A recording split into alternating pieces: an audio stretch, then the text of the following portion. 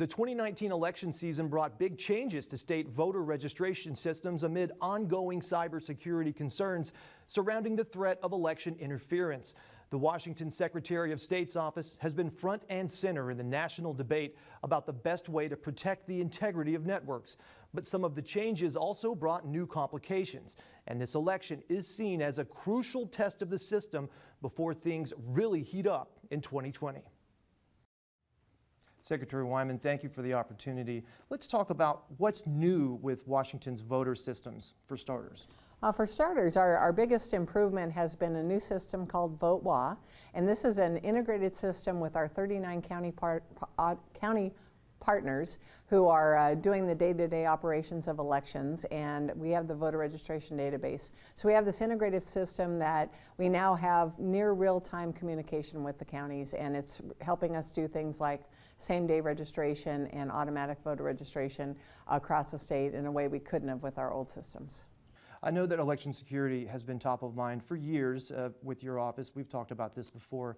And then everything came into sharp relief in 2016 with the documented attempted cyber attacks on states like Washington. How has that changed with the VoteWA system? What's new? So a number of things. So one, we were able to beef up our perimeter security, if you will, our firewalls around our old system in 2018 and then the new VoteWA system. We have added in multi-factor authentication and computers that we know should be having access to the system that are whitelisted.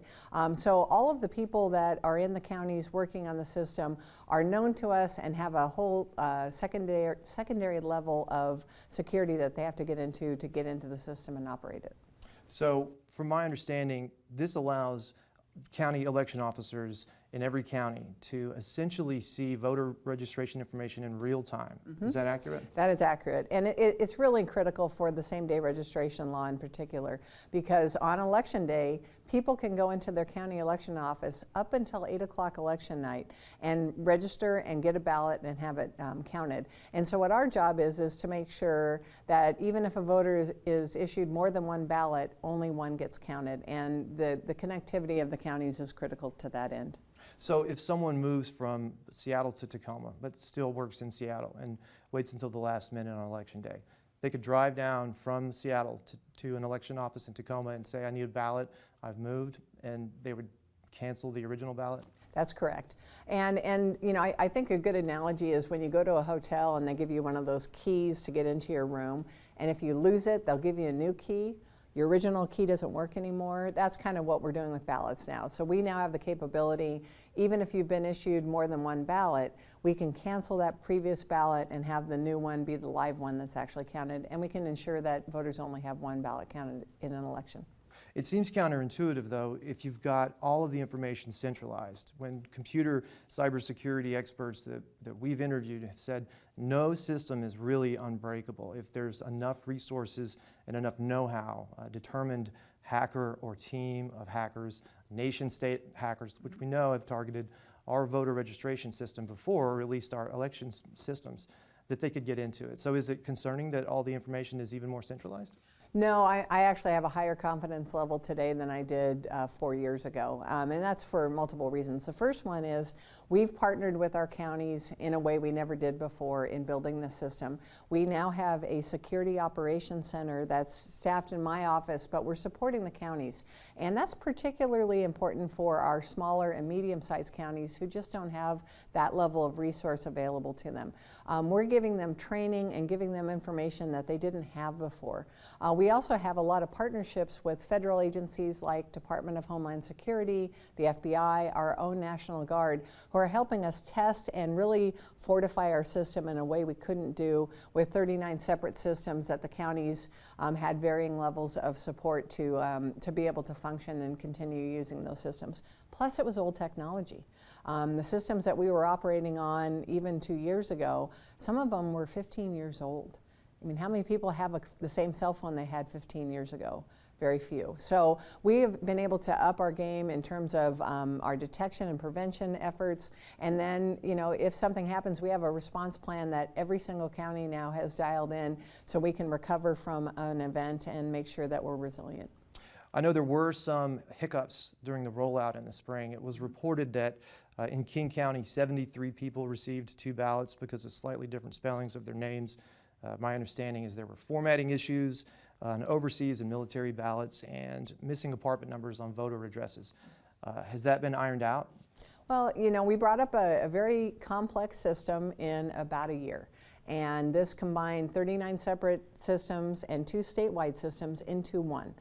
We knew when we brought it up live that there were going to be hiccups and there were going to be bumps. We need to use the technology to find out what things aren't optimized, what things don't work the way we anticipated. So what happened with the duplicate registrations has a lot to do with changes in Department of Licensing in the way that they're issuing driver's licenses now. So if you go in and get a new license in Department of Licensing, you have a different numbering system. So you're the same person, but you have a different number, and we have to make sure that our county partners are actually checking for that. And so some of it is procedural.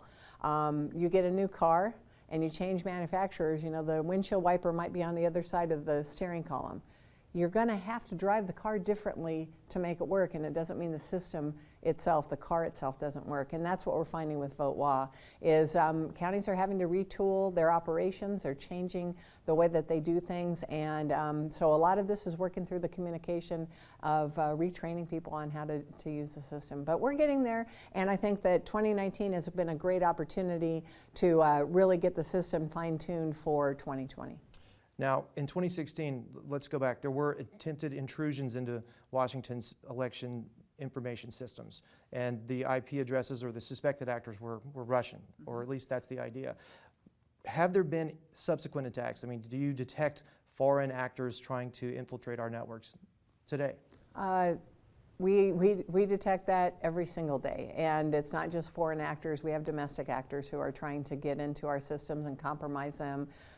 If they could get to data or change data, they would like to do that, and do any kind of influence campaign that they could. I mean, that is the nature of our business, and it's really no different than anyone who's on the internet right now. People are trying to get to your information and trying to use it for some sort of gain.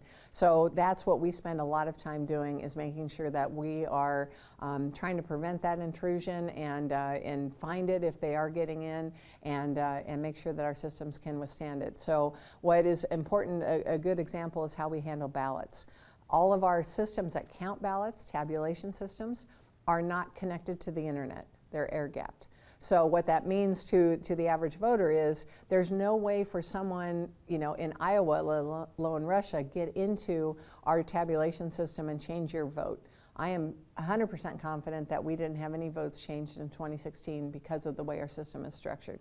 And it's those kind of physical and cyber controls that we're putting into our computer systems across the state that are really helping improve our defenses. So let's talk about election machines themselves. The different counties use different systems, correct? At least some counties use machines manufactured by one company that's been in the news for controversies over some of the policies they had. For example, machines that have sort of a live update capability for the IT engineers at the company to reformat, help basically to set up the machines for an election. Do we have any machines that could independently talk to the manufacturers? Well, remember, whenever a vendor is operating in our state, first of all, they have to be certified by my office. So I have a committee and I have staff that actually evaluate, work with federal partners like NIST, the National Institute of Standard, I can't remember what the acronym is, doesn't matter.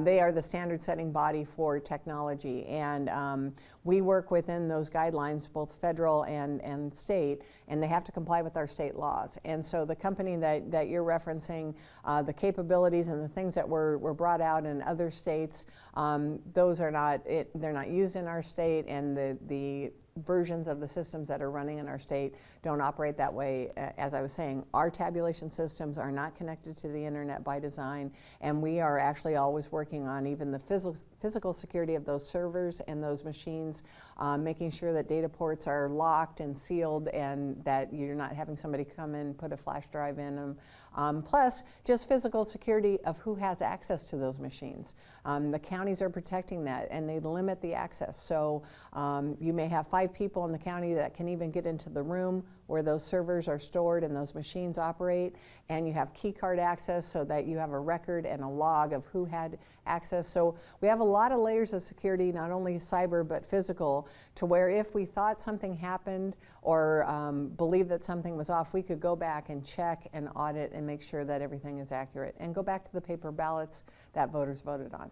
So the whole idea of hacking election machines for good or for bad seems to be a hot topic among the hacker community in the United States. And every year there's a large convention in Las Vegas. And last year that seemed to be one of the focal points, was demonstrations of hacking the voting machines. Did your office actually send someone down to monitor that and see what they were up to? Of course we did. Of course we did. The convention is called DEF CON, and this is where they invite hackers to come in and look at different sectors of technology, not just elections. And they had an election hacking village. This is, I think, the 2nd or 3rd year they've done that. The problem with it is the environment that they operate in isn't what our environment is. So you can look at technology, and if I gave you unfettered access to a laptop and you had the skill set to get in there and reprogram it, and I just said, yeah, I'll give you an hour alone with the equipment and see what you can do, you probably could do a lot of damage. This is kind of the environment that they had at DEF CON, was not real, because any election official that I've ever met is not going to let somebody just come in and randomly spend time one-on-one with a computer until they could get into it. But I think I don't want to discount that either, because I think we learn a lot of really valuable lessons from white hat hackers who are trying to make a point that you can't be too overly confident with cybersecurity. I think that's the thing I've learned most in the last 10 years, is that everything is in their favor. They have to get it right one time. We have to get it right 100% of the time, every single day. And so with that in mind, you're very humbled, and you are going to work every angle that you can to make sure that our system is secure. You're going to build in a lot of physical security to complement that cybersecurity, and our counties are working hard to do that. My staff is working hard to do that, and our job is to instill confidence in our voters, and I think that's what we focus on every day.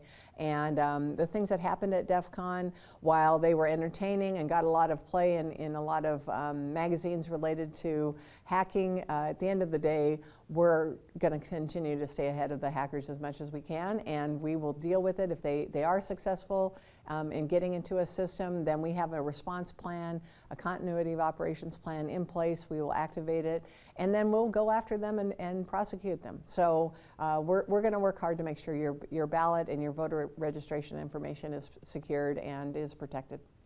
There was another policy change that your office initiated in response to just growing security challenges, possibly. The vote by email system, which was available for essentially any registered voter in the state, that's no longer the case. That's right? correct. That is correct. One of the things that occurred to me in a briefing I was getting a couple of years ago was the vulnerability that you have of somebody clicking on an attachment or a link in an email.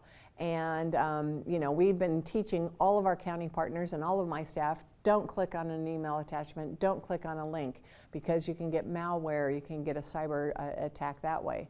And then you look at our email ballot program, and we're inviting people to return an email and have it as an attachment, and asking our county partners to open those and possibly infect their system. So we're, again, have built in some safeguards to do that for our military overseas voters. And I'm going to be dropping legislation in the 2020 session to actually walk back the overseas military ability to return a ballot by email for that reason. Even our National Guard partners have advised us that it's just a bad way to do security, and it makes our system too vulnerable if we are going to open those attachments. So we're working with the counties to come up with ways that we can still accommodate our military overseas voters, but we are going to have to tighten up the security there. We're about a minute out, but if you could talk a little about some of the physical, structural security implementation changes that have happened since 2016.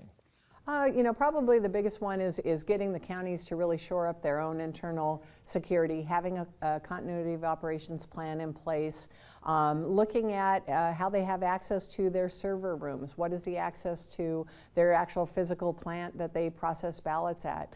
who has access, how are you tracking that, where are your logs. We're doing all of those things, plus we got money from Congress and we're able to put in cybersecurity firewalls and detection software. So now we have much better monitoring capabilities of our system, and we know what's going on at any given time. I have staff that's pretty much all that they do, and really communicating that not only with our county partners but with partners across the country to thwart attacks. So how do you communicate what's available as far as security to protect the election system to voters without compromising the system? You know, that's the biggest challenge that we have right now with cybersecurity and elections. You know, our job is to instill confidence. But if you've ever seen the movie Fight Club, election cybersecurity is like Fight Club. The first rule of Fight Club is you don't talk about Fight Club. First rule about cybersecurity is you don't talk about cybersecurity, because every detail you put out there, it gives the hackers and the bad guys one more piece of information to use against you. So it's hard to strike that balance, but we're working hard to make sure that the elections are secure.